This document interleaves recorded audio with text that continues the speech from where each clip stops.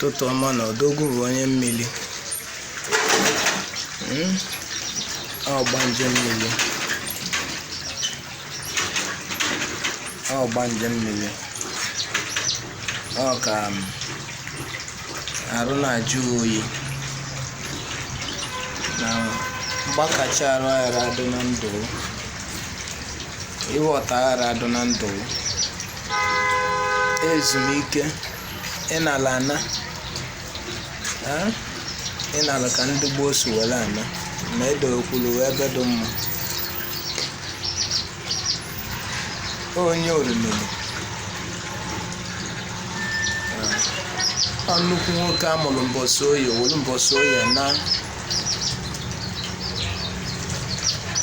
ebe edorela odogwu bụ Nwoye egwu ọnwụ ọkaka nwa Dibia uko one of Awka kingdom.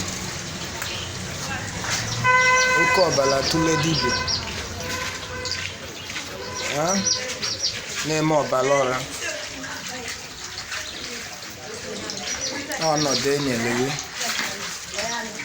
ka a ghazie ọnọdụ dịka o si kwesị. Anya ka a na-eme ọnya bụ aka nri.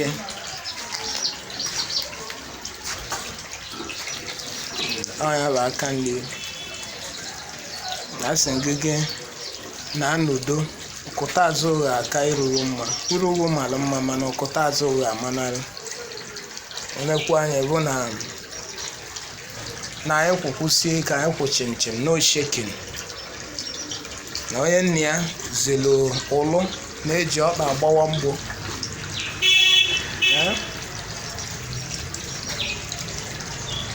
Anyị si gị jee nke ọma.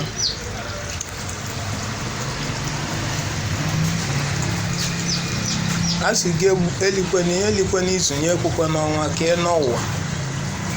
Nna dịka ya akọkwana m n'ọyọ nkwuru.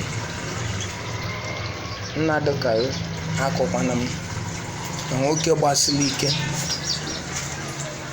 A sị ya akọna m anyị ya agbasikwa ike. Anyị ghara eje beye n'ọyọ anyị kwuru. Arụ ike walụ ọjị.